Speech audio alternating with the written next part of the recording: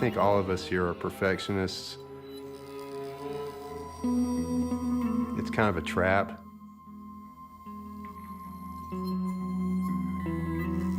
But it's also the only way I know how to live. And I know perfection is not attainable, but you always try to get there. You're always trying to do it better, to do it right.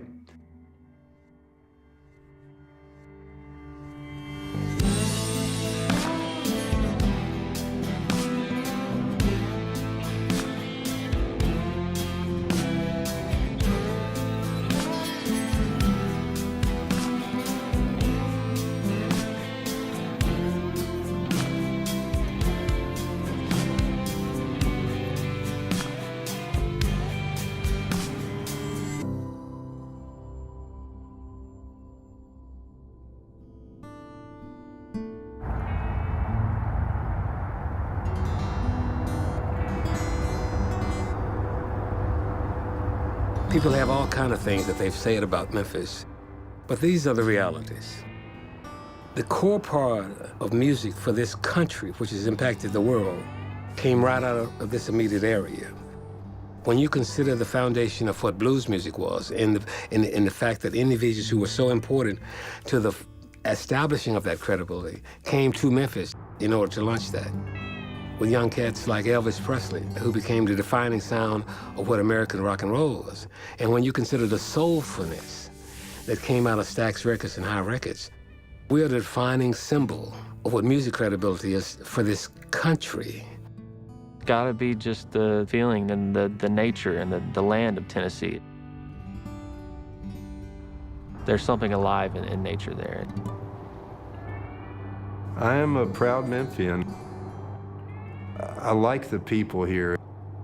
There's a sort of attitude of people from Memphis is that there's nothing you can do to us. You can't beat us down. I've lived elsewhere briefly for periods of short years. I always seem to come back. It's the rubber band effect of Memphis. Everyone who moves comes back. Born and raised in Memphis, I lived in every part of town. I love Memphis. I would never leave. People that leave always come back. My father owned a music store. When I was in 4th grade, I had gotten in trouble, and I got taken to the office. And the teacher said, "What do you think you're gonna do?" "I'm going to work in my father's music store." And I was serious. Everything was always going to work in Dad's shop. And I tried to play guitar. I tried a lot. I just no good at it. I used to fix them at my father's shop. I used to build them out of spare parts when I was 13. That's why I never left. What better place to make and sell guitars than the birthplace of rock and roll? The only thing better is, you print money. That's the only better job. It's in me. I can't get it. I can't stop it. I have to sell instruments, and preferably guitars. I was born in Kansas. When I was 12, my father was transferred to Memphis. I was already into music and guitars, particularly before I came here. I tried everything, sax, piano, pedal steel, you name it. I had tried it all, but guitar was the thing. It was in the mid-'60s. I got with a band.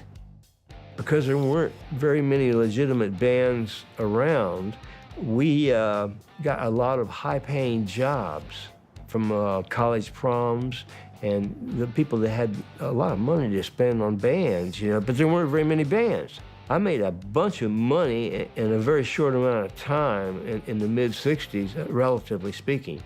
I was in high school still, driving a Corvette, I knew that it was not gonna last. I started noticing bands and they were pretty darn good.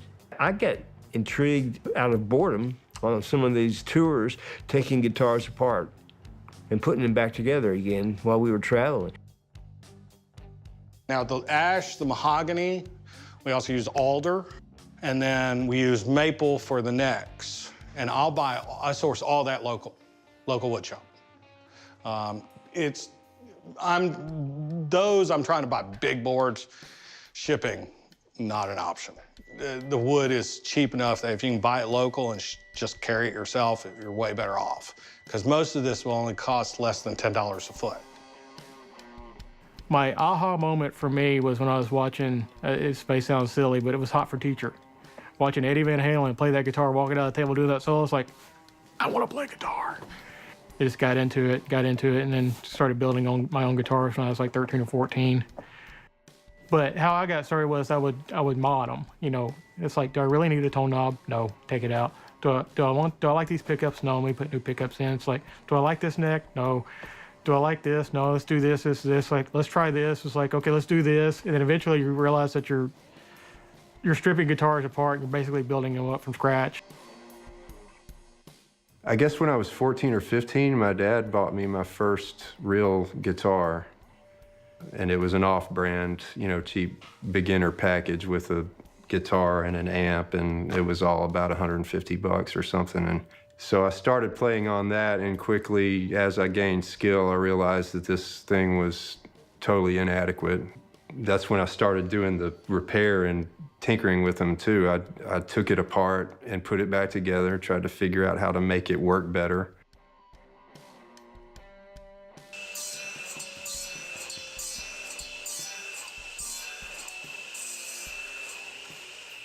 I played all sorts of guitars and got to learn about the woods, got to learn how they built them. Would go and visit distributors and go to trade shows and actually, you know, how are you building this? What are what techniques? And watching it change, watching the tools change, and some of the mindsets, and kind of learning why there are certain things that everybody does.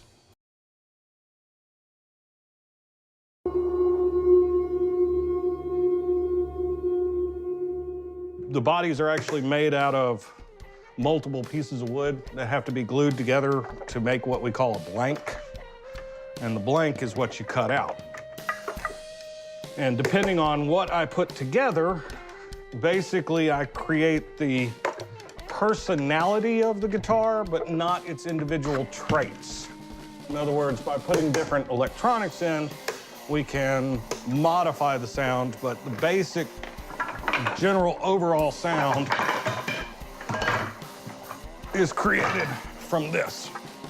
Like, this is mahogany with redwood, and so it's going to be more of a mellower sound, whereas if I use like ash or maple, it'll be much brighter.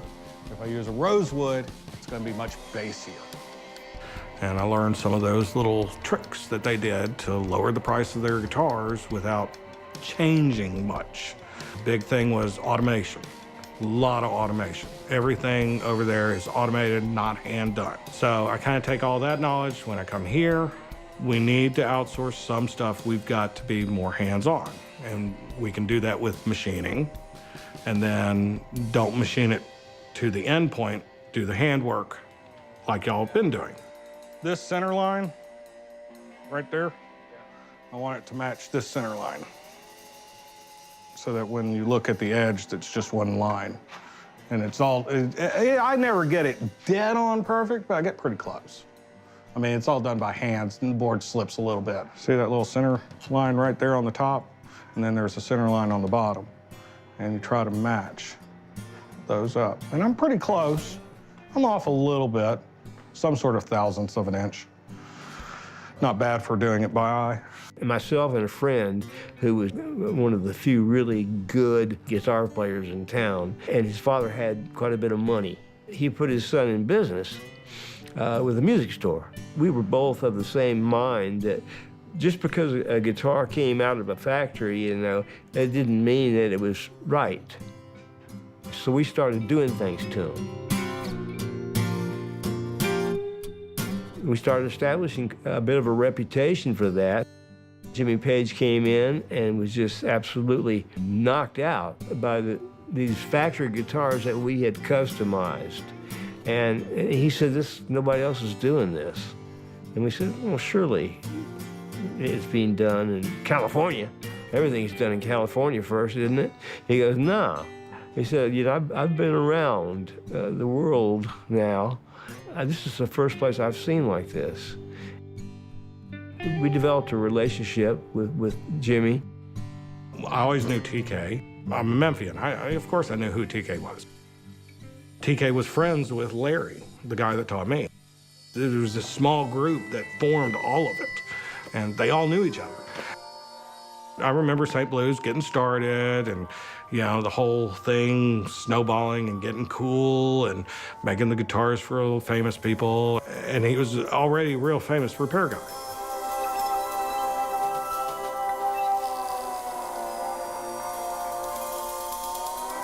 Gear needs work. He was at the shop that was right downtown, right 5 minutes away from wherever they were playing. Needed some work. TK was going to be the guy that fixed it. I mean, after all, he fixed Jimmy Page's stuff. He has good credentials. But like I said, what changed really was when he went to Schecter, he came back knowing how to build a guitar, really build a guitar, what it took. I would say that was the entire reason why St. Blues succeeded. That's wrong direction. Holes have to face that way. Lining up the template so that when it gets on the machine, it's in the correct orientation. If he had not had that knowledge and was just strictly just a repair guy putting guitars together, it would not have had the impact.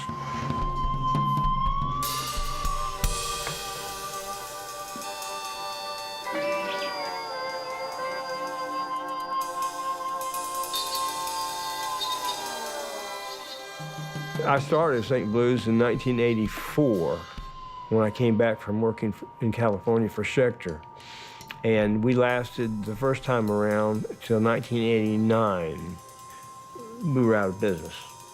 And the trademark was intact with the two gentlemen that had put the money up for the original St. Blues. It was dormant for a long time. Then in 2006, a venture capitalist, not a player, not a musician, unfortunately, and so he bought the trademark, decided he was going to make St. Blues guitars. Within a few years, he basically made just about every mistake he could possibly make. If I can be successful in the cell telephone business, then why?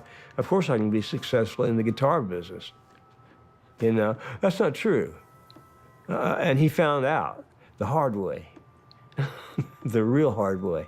And so a while back, he finally ran out of money, or which was not going to put any more money in it, and he made a deal, if you will, with the guys that were left, the actual craftsmen, the people he should have been listening to in the first place.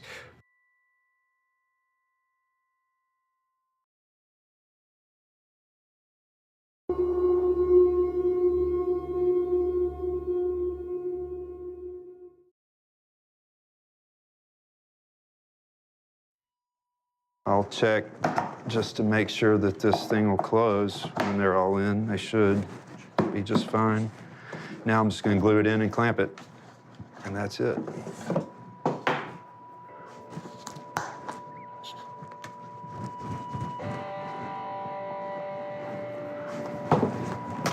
Special high-tech tool used to spread glue with.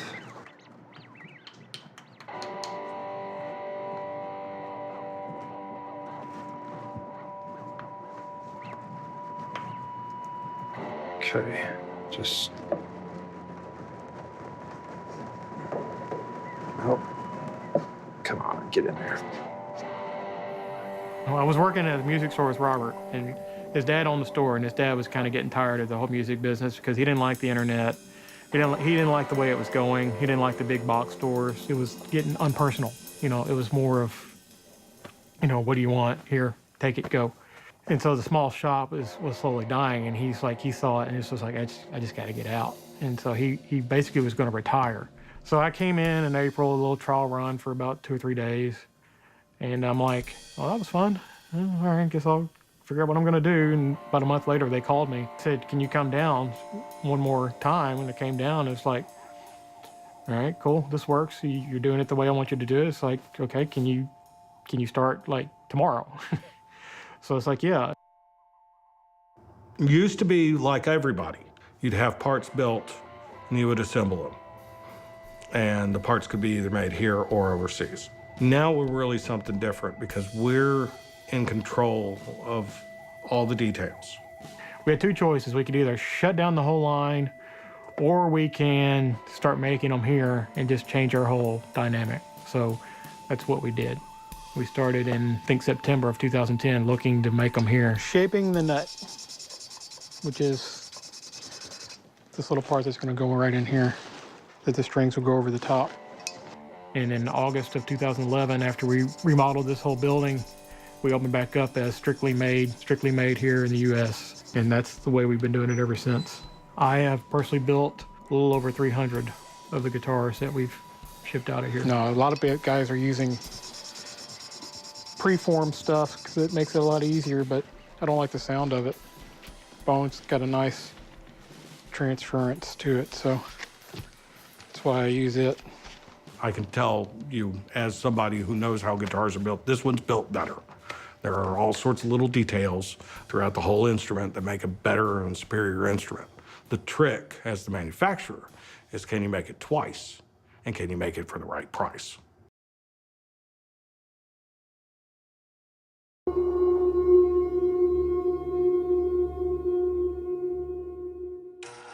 I noticed that our industry was very retrospective. We're very caught up in those great times of guitar rock and roll. Once we put an amp in and put a pickup in, development of guitar really kind of slowed down. I mean, for 50 years, it's changing every 5 years. New shapes, new models, new electronics, new, and then it just stops. My whole thing was, there's got to be a way of making an American-made product at a reasonable price. I just can't believe we cannot build an American-made guitar for less than $4,000. I just don't believe it. Mostly what I do is raw necks, and I'll sand them, shape them, polish them, finish them, put the frets on, and then finish out those frets and get a neck that I would be willing to take home and play myself. If it passes my test, then it should be good enough for anybody. We don't build or try to sell anything that we wouldn't have for our own personal instrument. Sometimes may spend a little too much time on a certain element of what we're doing, you know, relative to the cost-benefit analysis.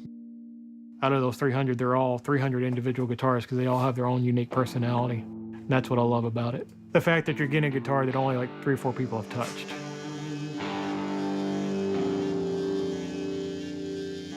So how do you want your guitar set up? What do you want it to do? What do you tell me. And people love that.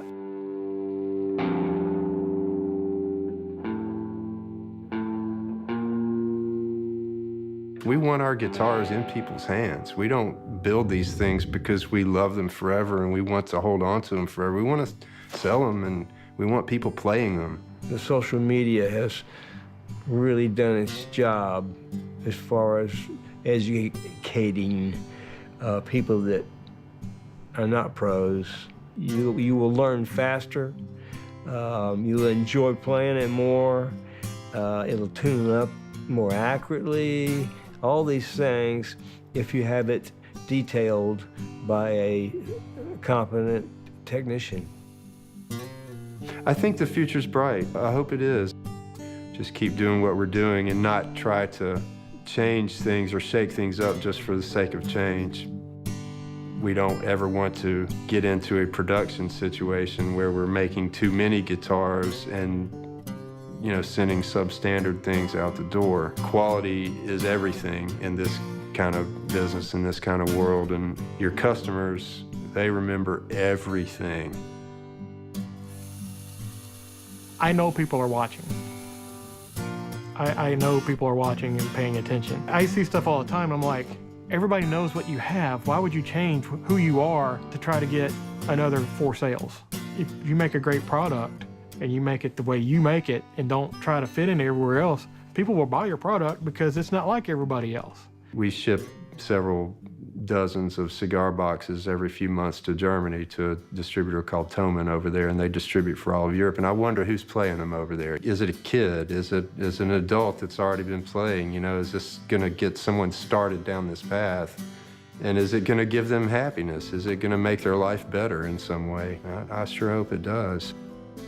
As far as legacy, I don't know if I'll be in any history books or anything, and that's fine by me. The Simple Minds guy has fun with my guitar for the next 10 years and is playing small clubs, and his wife is happy, and everybody, that's great. Fantastic. That would be perfect. That would be the legacy.